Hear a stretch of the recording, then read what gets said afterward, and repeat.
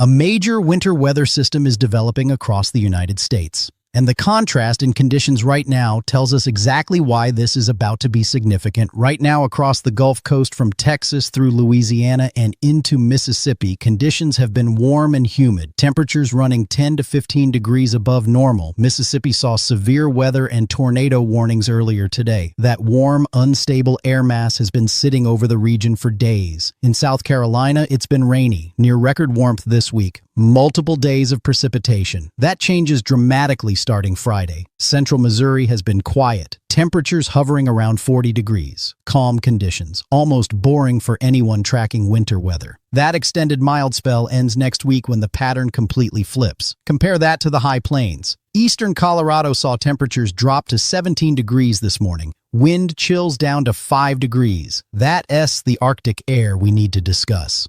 That's what is coming south. Northeast Florida has enjoyed perfect weather for the past 10 days. Clear skies, comfortable temperatures. By Friday, that is going to feel like a distant memory. South central Wisconsin was seeing rain this morning. Some areas are already reporting snow starting to fall as this system moves through. That's how quickly this transition is happening across the country.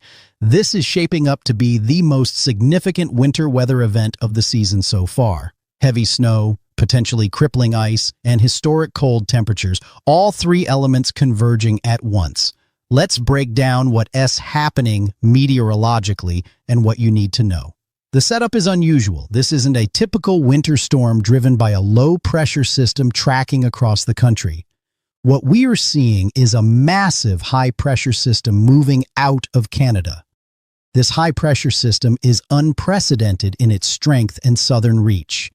It's forcing Arctic air much farther south than normal. That Arctic air is colliding with the natural moisture and warmth hanging around the Gulf of Mexico. When you get that kind of clash between air masses, precipitation develops. In this case, we're talking about a wide swath of winter precipitation from the Rockies to the Appalachians. Friday is when this begins. Precipitation lights up on radar quickly, from the Rockies eastward through the plains and into the Midwest. The pattern develops fast. Kansas and Oklahoma see snow first. Missouri and Kentucky start with snow. But there's a transition zone, and that transition zone is where the ice threat becomes serious. Ice storms are different from snowstorms. You can shovel snow, you can plow snow.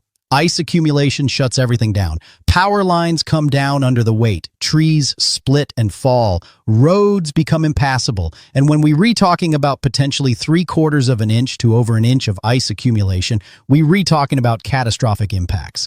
Dallas sits in a zone of concern for ice, Memphis as well. The exact line between who gets mostly snow and who gets ice is still being determined. That line won't be clear until we're much closer to the event.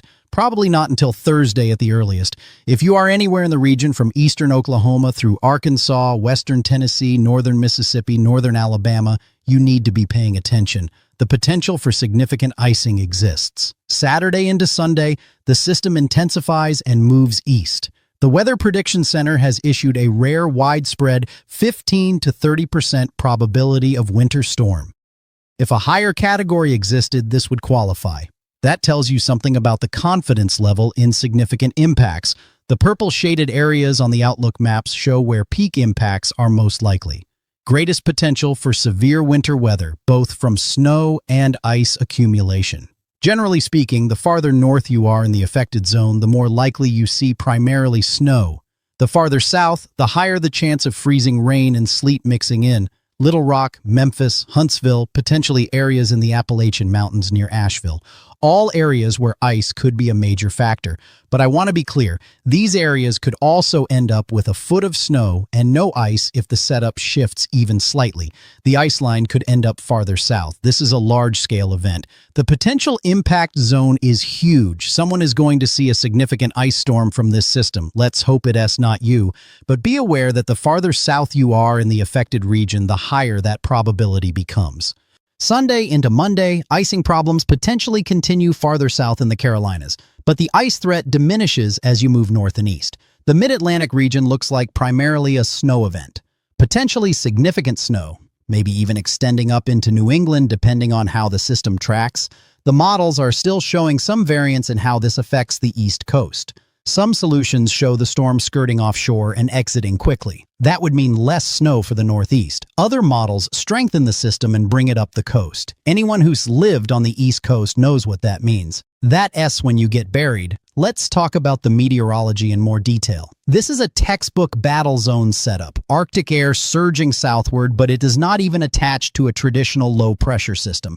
That S, what makes this fascinating from a meteorological standpoint. We have this massive high-pressure system coming out of Canada. It S throwing an anomalous amount of Arctic cold air very far south. That cold air is overrunning the natural moisture and warmth around the Gulf. The mixing of these two air masses is generating the precipitation. It's not really a storm in the traditional sense. It's almost the opposite. A storm implies low pressure. This is being driven by extraordinarily strong high pressure. A crazy burst of cold air from Canada moving too far south, and there is a reaction happening near the Gulf because of that interaction. While snow will get the headlines, the ice threat is what concerns me most for the southern plains and the deep south. The models consistently show a persistent band of freezing rain setting up. Areas between Houston and Dallas are in a zone where significant ice accumulation is possible. Jackson, Mississippi, Birmingham, Alabama, potentially Atlanta. That line could shift north. It could shift south. We don't have precision on that yet. My experience tracking storms tells me there's usually a northward trend as we get closer to the event. But that bias comes from tracking low-pressure systems. Since we're dealing with an anomalously strong high-pressure system instead, that typical northward trend might not apply. We're in somewhat uncharted territory here. The latest model guidance shows mostly ice from Dallas over to Atlanta and into Columbia, South Carolina. Oklahoma City stays mostly snow. Little Rock, Memphis, Nashville look like primarily snow and current runs. Much of North Carolina north of Charlotte shows all snow. Richmond, Virginia almost certainly stays all snow throughout the event. Lexington, Kentucky, and areas north of there shouldn't have to deal with ice.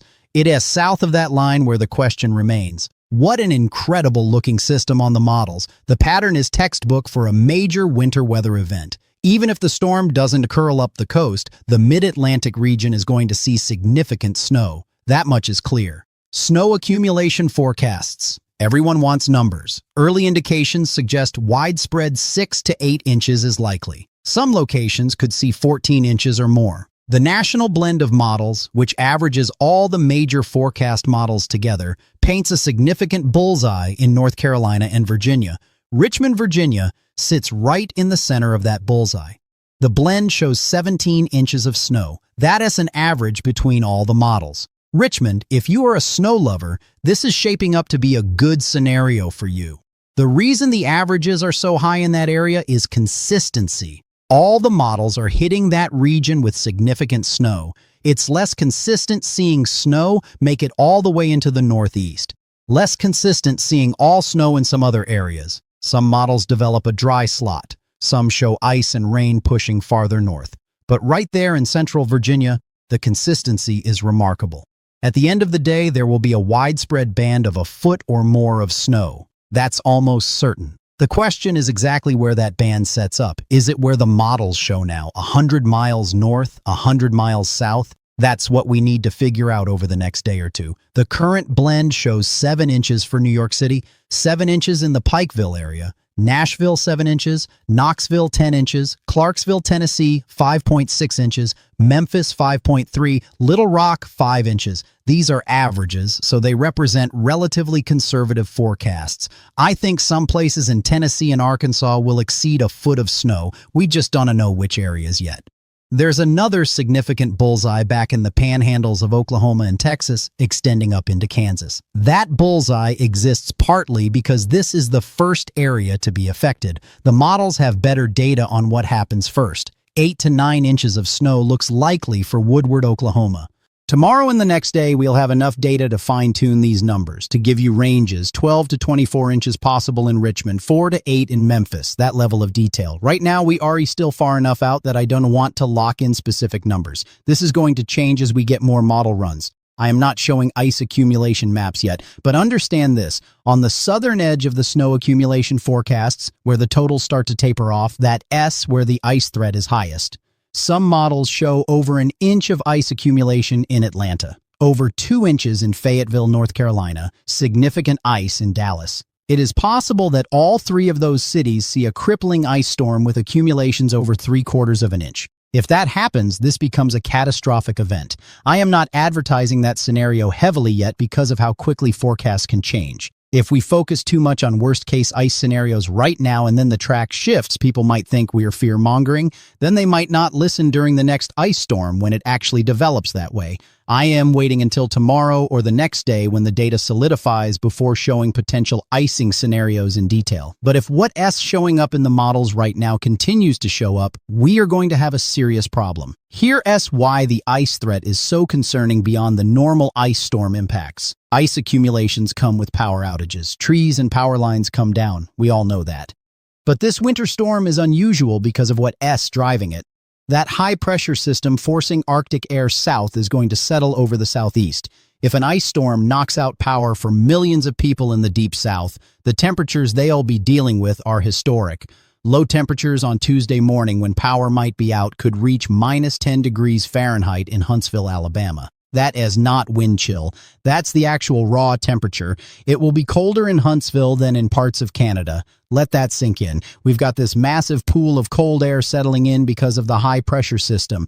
Add in the snowpack that's likely to be in place, which keeps temperatures suppressed, and you get these extreme readings. -6 in Memphis, -8 or 9 in Clarksville. If we see these temperatures and significant numbers of people dealing with power outages from ice, this is a very serious situation. So let's hope these models are wrong. Weather forecasts miss all the time. Let us hope this is one of those times. The cold air isn't going anywhere quickly either. The 6 to 10 day outlook locks us into a brutally cold pattern all the way through the next 10 days. Way below average temperatures anywhere east of the Rockies. Get ready for sustained cold. There are even signals for another storm to hit the East Coast after this one.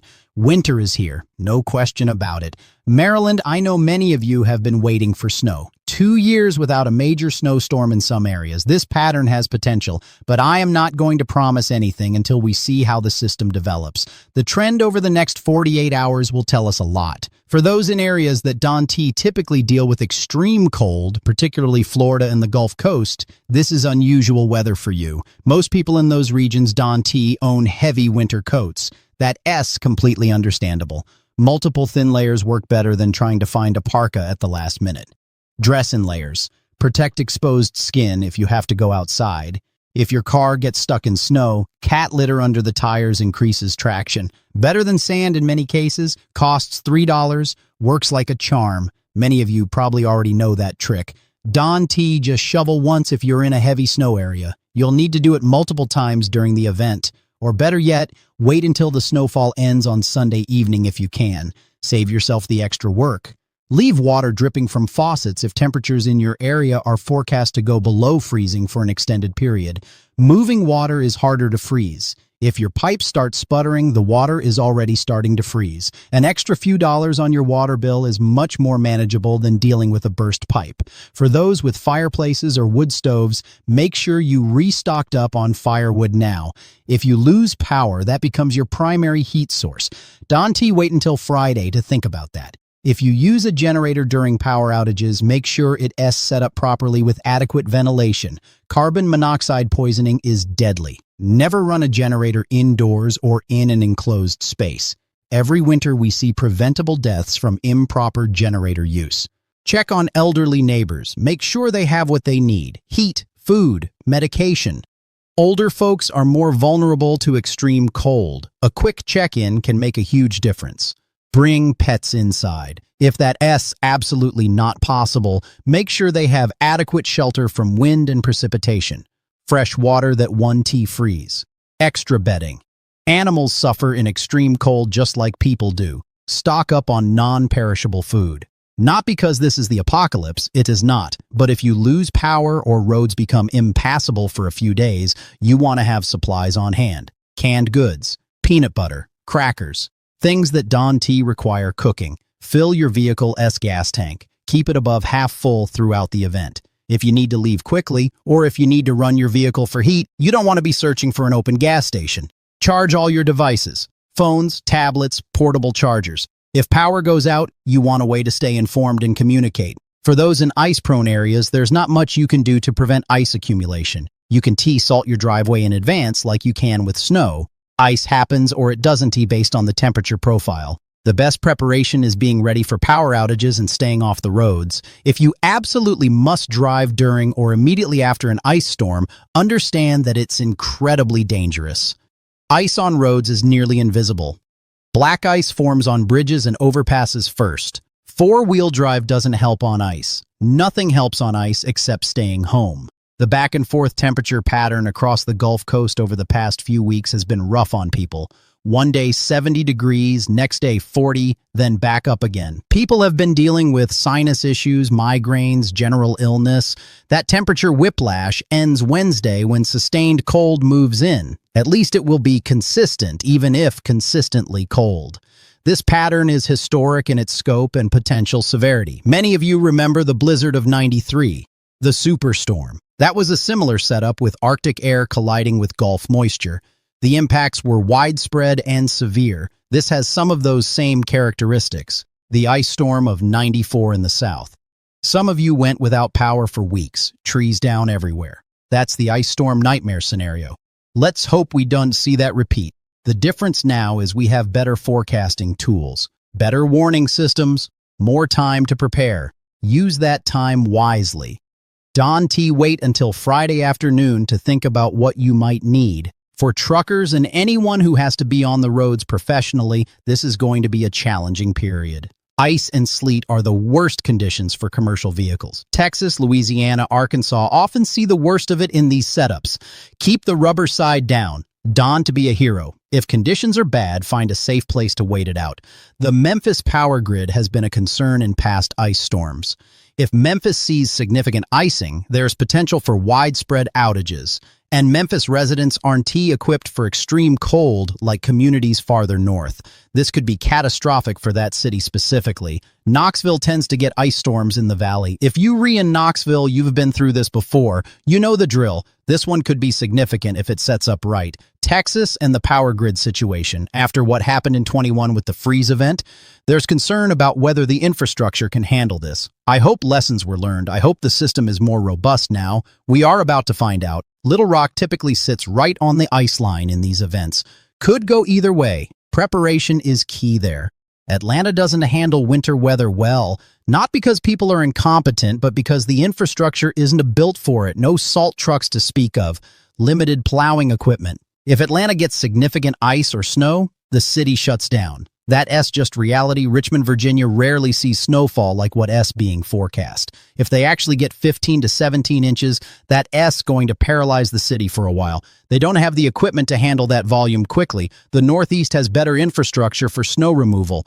But even places like New York and Boston can be overwhelmed by major snowfall, especially if it comes with high winds. We'll see what actually develops there. This is not fear-mongering. This is a legitimate major winter weather event developing. The signals are clear, multiple forecast models showing similar solutions. The Weather Prediction Center issuing high-probability outlooks. This is real, but it's also not the end of the world. Winter means snow and ice. This is a significant event, but we've seen significant winter weather before. Prepare appropriately. Follow the forecasts. Make smart decisions. Don't panic, but don't ignore it either. The forecast will continue to be refined over the next 48 hours. By Thursday, we'll have much better clarity on exact snow totals, ice accumulation zones, and temperature forecasts. By Friday morning, the forecast should be locked in for most areas. Check back for updates. The National Weather Service will be issuing winter storm watches, warnings, and ice storm warnings as we get closer. Pay attention to those. They reissued based on specific criteria and indicate serious impacts are likely. Local emergency management agencies will be preparing. Some areas may open warming centers if power outages become widespread. Know where those are in your community if you might need them.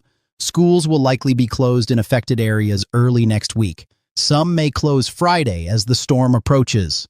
Keep an eye on school district communications if you have kids. This is shaping up to be a winter weather event we'll be talking about for years.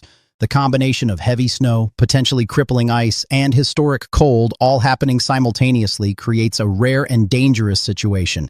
The high-pressure system driving this is anomalous. The cold air mass is extreme. The moisture from the Gulf is significant. When you put those elements together, you get major impacts. That S, just physics and meteorology. Stay informed, stay prepared, stay safe. That S, the bottom line. We'll continue to update as the forecast becomes clearer. This is a developing situation that requires attention and preparation, not panic. Winter is here,